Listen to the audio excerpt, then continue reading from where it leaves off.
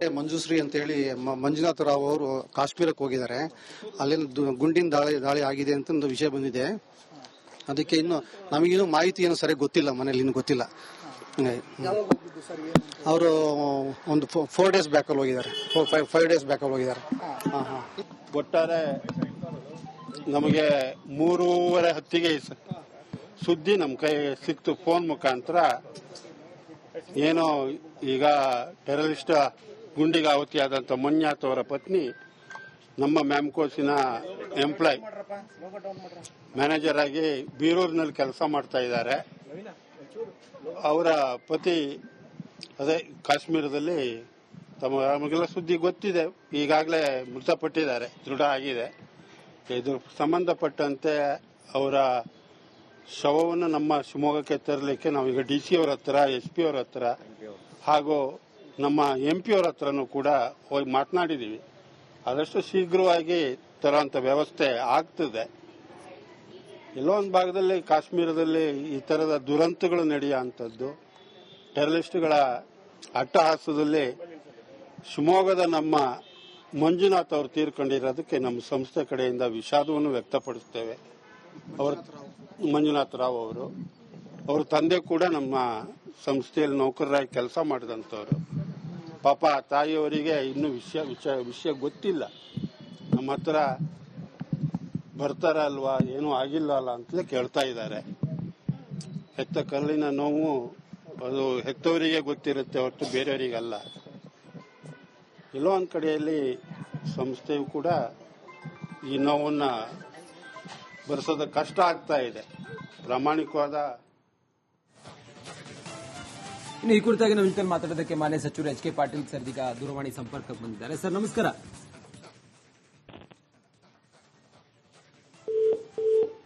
ಬಹುಶಃ ಕರೆ ಕಟ್ಟಾಗಿದೆ, ಮತ್ತೆ ಸಂಪರ್ಕ ಮಾಡುವ ಪ್ರಯತ್ನ ಮಾಡೋಣ. ಇಲ್ಲಿಂದ ಹೋಗಿ ಅಲ್ಲಿ ಏನೀಗ ದುರಂತದಲ್ಲಿ ಈಡಾದಂತಹ ಅವರ ಮನೆಯವರನ್ನೆಲ್ಲ ಸಂಪರ್ಕ ಮಾಡೋದು, ಅವ್ರನ್ನ ಕರ್ಕೊಂಡು ಬರೋದು, ಮಂಜುನಾಥ ರಾವ್ ಅವರ ಪಾರ್ಥಿವ ಶರೀರವನ್ನ ಶಿಫ್ಟ್ ಮಾಡೋದು, ಇದೆಲ್ಲ ಬಹಳ ದೊಡ್ಡ ಚಾಲೆಂಜ್ ಇದೆ. ಆ ನಿಟ್ಟಿನಲ್ಲಿ ಈಗ ಕಾರ್ಯಾಚರಣೆ ಭರದಿಂದ ಸಾಗಿದೆ. ಸದ್ಯಕ್ಕೆ ಇಲ್ಲಿರುವಂತಹ ಎಲ್ಲ ಜನಪ್ರತಿನಿಧಿಗಳು ಮತ್ತೆ ಯಾವ್ಯಾವ ಭಾಗದವರು ಇದ್ದಾರೆ ಅವ್ರ ಕಡೆಯವರೆಲ್ಲರೂ ಕೂಡ ಈಗ ಸಂಪರ್ಕ ಮಾಡ್ತಾ ಇದ್ದಾರೆ. ಮಂಜುನಾಥ ರಾವ್ ಅವರು 19ನೇ ತಾರೀಕು ಹೋದವರು ಜಮ್ಮು ಕಾಶ್ಮೀರಕ್ಕೆ. ದುರಂತ ಆಗಿದೆ, ದುರಂತ ಆಗಿ ಮೃತಪಟ್ಟವರು ಈಗ ಅವರನ್ನ ಪಾರ್ಥಿವ ಶರೀರ ಶ್ರೀನಗರದ ಆಸ್ಪತ್ರೆಯಲ್ಲಿ ಇದೆ ಅನ್ನೋದ್ರ ಬಗ್ಗೆ ಮಾಹಿತಿ ಸಿಕ್ಕಿದೆ. ಏರ್ ಲಿಫ್ಟ್ ಮಾಡಬಹುದು ಅನ್ನೋದ್ರ ಬಗ್ಗೆಯೂ ಕೂಡ ಚನ್ನಬಸಪ್ಪ ಕ್ಷೇತ್ರದ ಶಾಸಕರು ಈಗ ರಿಪಬ್ಲಿಕ್ ಕನ್ನಡಕ್ಕೆ ಮಾಹಿತಿಯನ್ನು ನೀಡಿದ್ದಾರೆ. ತೇಜಸ್ವಿ ಸೂರ್ಯ ಅವರು ಜಮ್ಮು ಕಾಶ್ಮೀರದಲ್ಲಿದ್ದಾರೆ. ಈ ಪಹಲ್ಗಾಮ್ ಸ್ಥಳದಿಂದ ಅವರೊಂದು ಸುಮಾರು ಕೆಲವೇ ಕಿಲೋಮೀಟರ್ ದೂರದಲ್ಲಿದ್ದಾರೆ ಅನ್ನೋದ್ರ ಬಗ್ಗೆಯೂ ಕೂಡ ಮಾಹಿತಿ ಸಿಕ್ಕಿದೆ.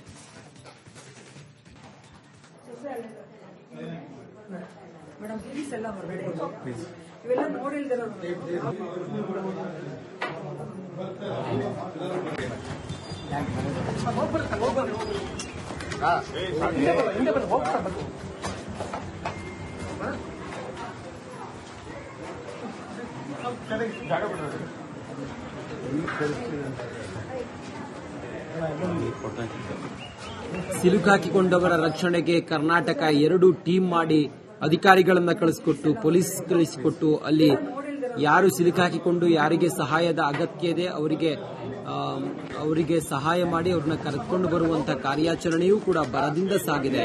ಸದ್ಯಕ್ಕೆ ಇಲ್ಲಿರುವಂತಹ ಎಲ್ಲ ಅಧಿಕಾರಿಗಳು ಮತ್ತೆ ಮಾನ್ಯ ಮುಖ್ಯಮಂತ್ರಿಗಳು ಕೂಡ ಸ್ವತಃ ಇದಕ್ಕೆ ಸೂಚನೆ ಕೊಟ್ಟಿರೋದ್ರಿಂದಾಗಿ ಬಹಳ ಸೂಕ್ಷ್ಮವಾಗಿ ಎಲ್ಲವನ್ನು ನಿಭಾಯಿಸ್ತಾ ಇದ್ದಾರೆ.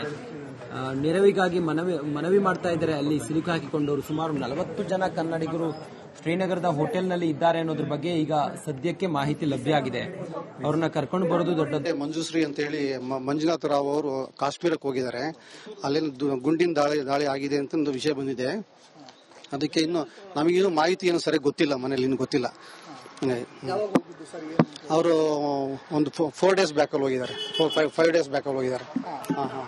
ಒಟ್ಟಾರೆ ನಮಗೆ 3:30 ಹೊತ್ತಿಗೆ ಸುದ್ದಿ ನಮ್ಮ ಕೈ ಸಿಕ್ತು ಫೋನ್ ಮುಖಾಂತರ.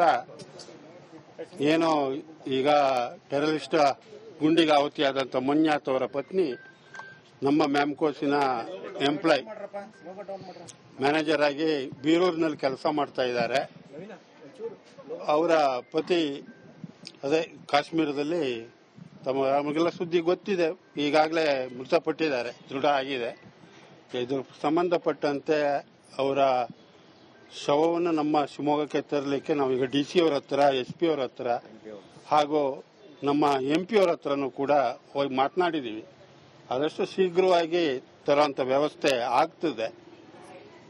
ಎಲ್ಲೋ ಒಂದು ಭಾಗದಲ್ಲಿ ಕಾಶ್ಮೀರದಲ್ಲಿ ಈ ತರದ ದುರಂತಗಳು ನಡೆಯುವಂಥದ್ದು, ಟೆರರಿಸ್ಟ್ಗಳ ಅಟ್ಟಹಾಸದಲ್ಲಿ ಶಿವಮೊಗ್ಗದ ನಮ್ಮ ಮಂಜುನಾಥ್ ಅವರು ತೀರ್ಕೊಂಡಿರೋದಕ್ಕೆ ನಮ್ಮ ಸಂಸ್ಥೆ ಕಡೆಯಿಂದ ವಿಷಾದವನ್ನು ವ್ಯಕ್ತಪಡಿಸ್ತೇವೆ.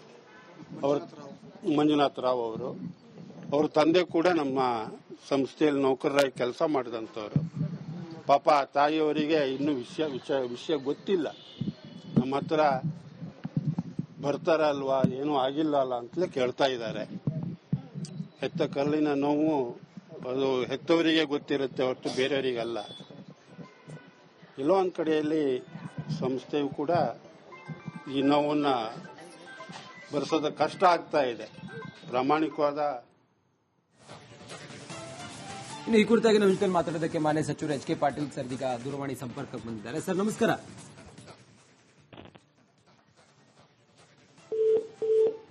ಬಹುಶಃ ಕರೆ ಕಟ್ಟಾಗಿದೆ, ಮತ್ತೆ ಸಂಪರ್ಕ ಮಾಡುವ ಪ್ರಯತ್ನ ಮಾಡೋಣ.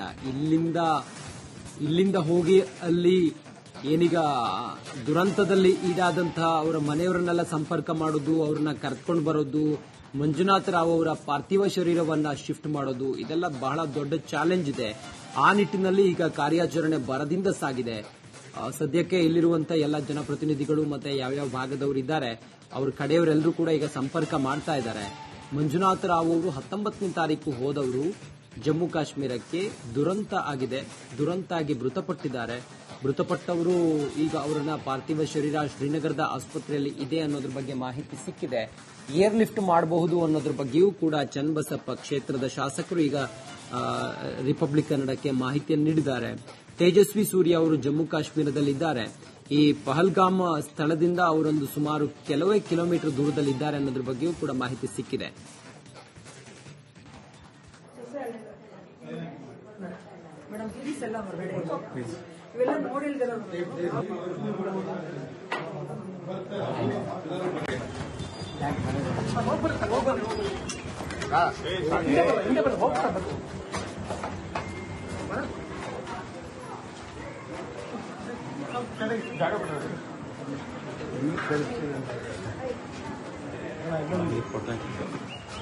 ಸಿಲುಕಾಕಿಕೊಂಡವರ ರಕ್ಷಣೆಗೆ ಕರ್ನಾಟಕ 2 ಟೀಮ್ ಮಾಡಿ ಅಧಿಕಾರಿಗಳನ್ನ ಕಳಿಸಿಕೊಟ್ಟು, ಪೊಲೀಸ್ ಕಳಿಸಿಕೊಟ್ಟು, ಅಲ್ಲಿ ಯಾರು ಸಿಲುಕಾಕಿಕೊಂಡು ಯಾರಿಗೆ ಸಹಾಯದ ಅಗತ್ಯ ಇದೆ ಅವರಿಗೆ ಸಹಾಯ ಮಾಡಿ ಅವ್ರನ್ನ ಕರೆದುಕೊಂಡು ಬರುವಂತ ಕಾರ್ಯಾಚರಣೆಯೂ ಕೂಡ ಭರದಿಂದ ಸಾಗಿದೆ.